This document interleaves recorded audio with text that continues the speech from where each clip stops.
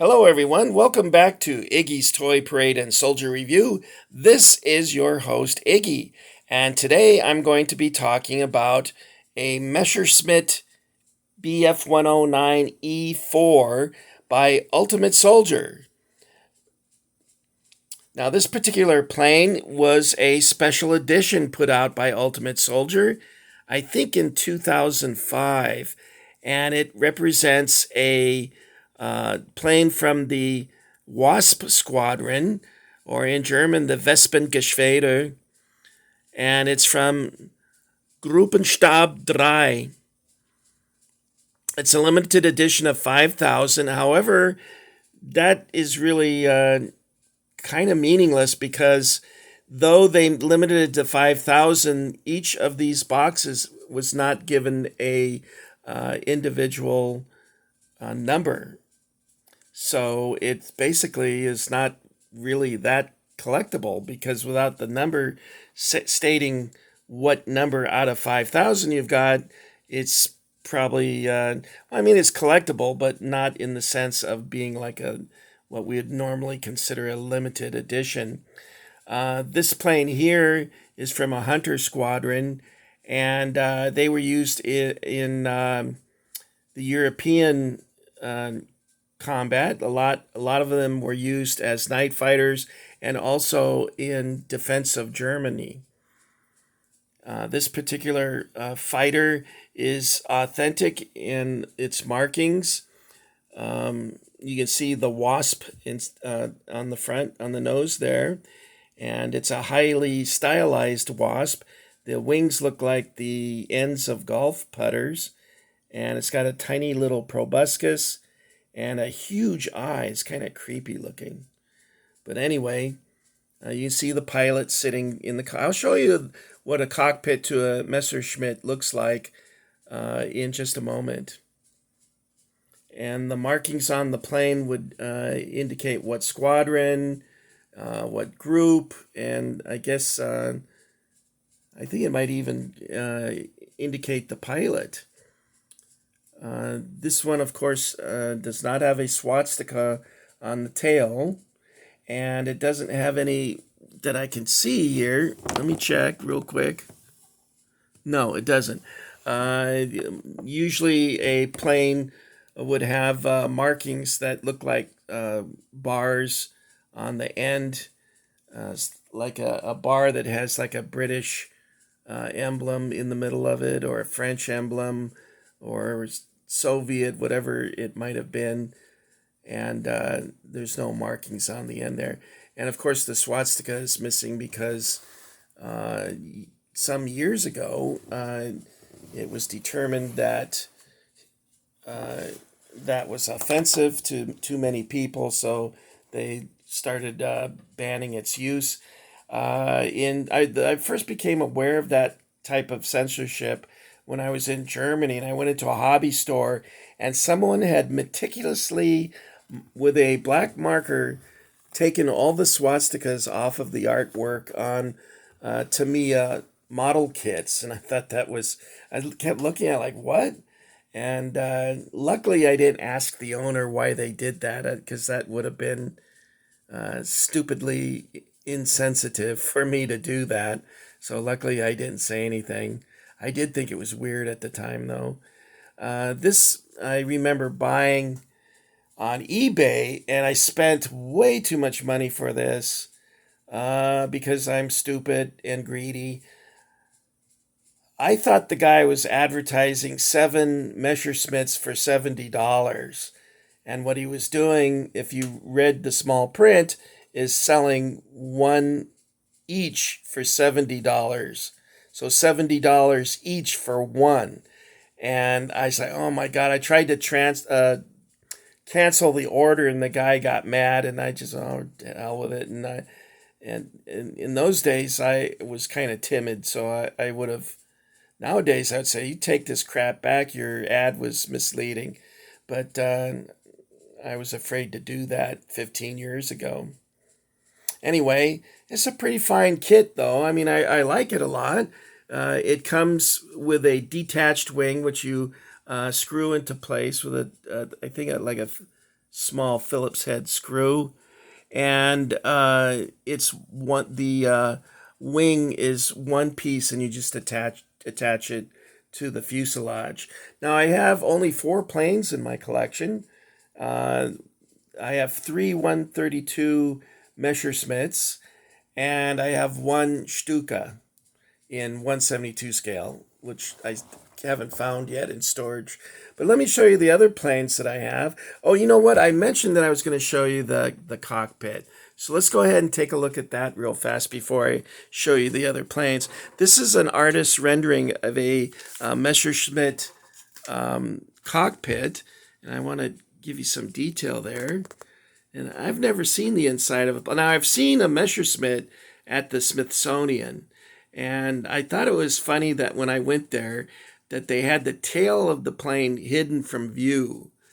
And I thought I said, oh, come on, that's not very subtle. I mean, if you don't want to show it as being historically accurate, you could have, you know, I don't know, put a sign up saying, well, we're not going to show you this because we don't want to trigger someone. And I can understand that. You have a lot of people that were negatively affected by World War II in many, many ways, physically, psychologically, and even their lives. So you don't really want to show that too much. Although I think when you're trying to present something from history, it should be depicted as it was. But I gotta follow YouTube's rules and not show you any of that type of thing. No swastikas. Okay, let's take a look at the other planes here now. This is a desert Messerschmitt, and you can see there a special filter right there. You see that? This one here, there's the air intake for the engine. I believe that's the air intake. And this one has a filter for all the excessive dust and sand they had in the desert. And it has its squadron emblem there. And I think it's group emblem. I'm not sure. There's, I bet you there's guys out there looking at this right now who could tell you what the markings mean.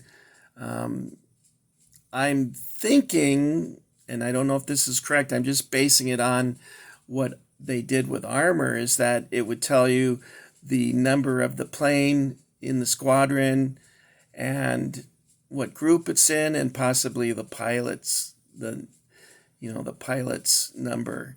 But I don't know for sure, guys. I don't want to give you misinformation. So if you want to learn more about that, you might want to look it up. This plane is similar to the plane that was flown by the greatest ace of North Africa, and probably one of the greatest aces in the German Luftwaffe. He was called the Star of Africa, Sterne aus Afrika. Der Sterne aus Afrika. I think that's how they said it. And his name was Hans Joachim Marseille.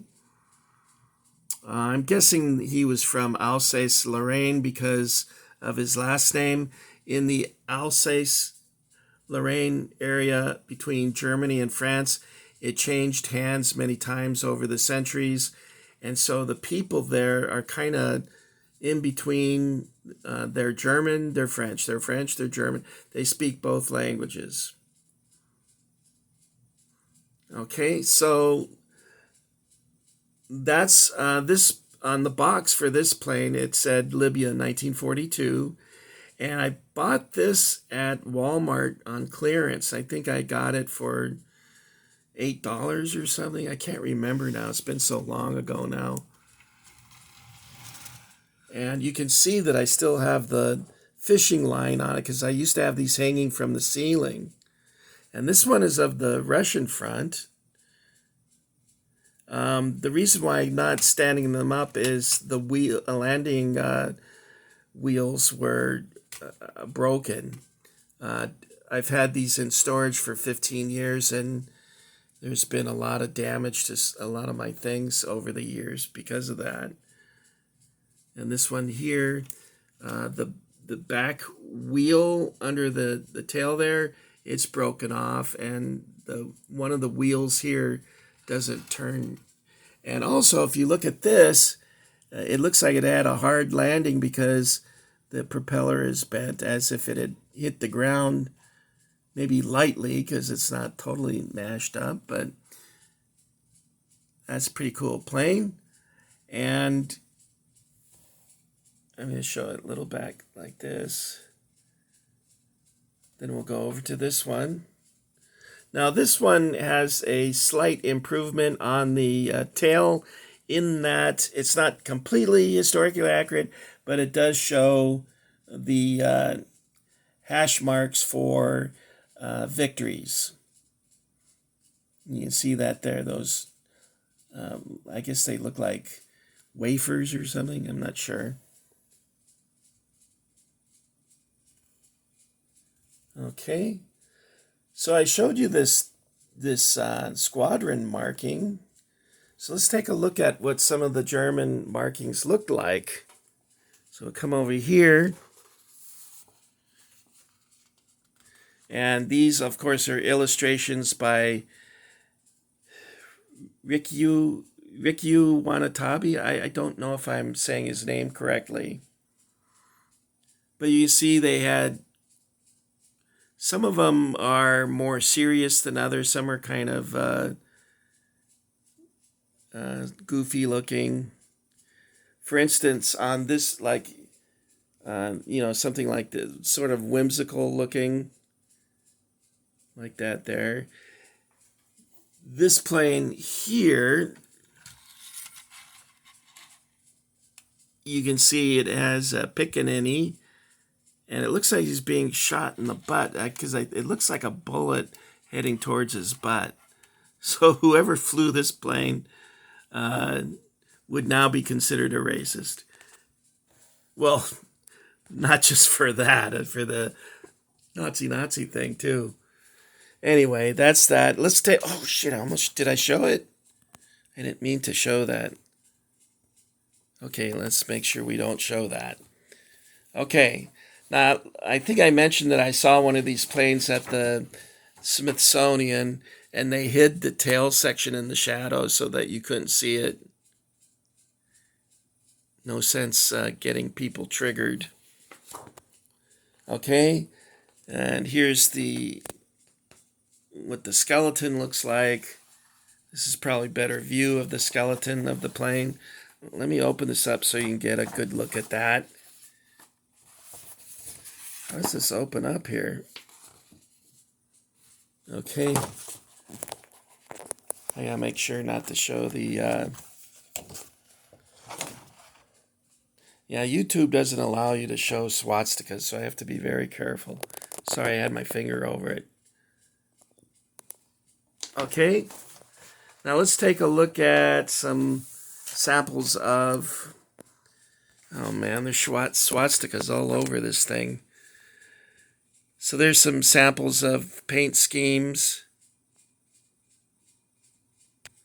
I think,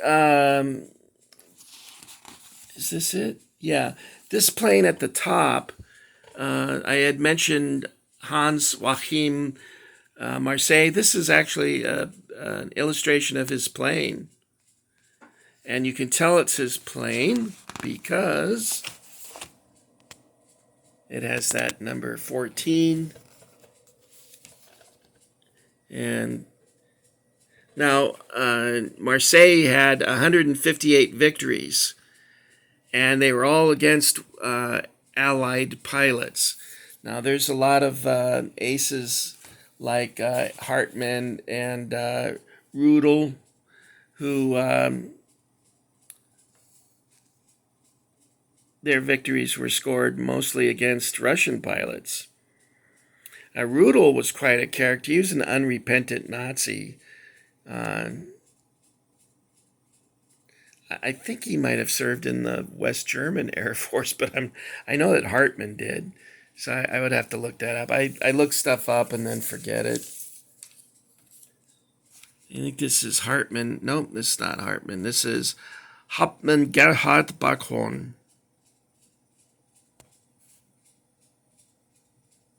I wonder what it looks like, a Christmas card on the side of his plane there. All right, guys, so that's the Ultimate Soldier Messerschmitt. You have to be very careful when you say the word Messerschmitt. Sometimes it's hard for me to say Ultimate Soldier because it comes out Ultimate Soldier. Okay, that's all I got for you this time. Next time I'm going to be showing you some Ultimate Soldier things that I found in a box. Okay? Thank you for joining the Iggy Army. Thank you for getting Iggy with it. And I hope all of you guys have a great afternoon. I'll see you next time, okay? Bye.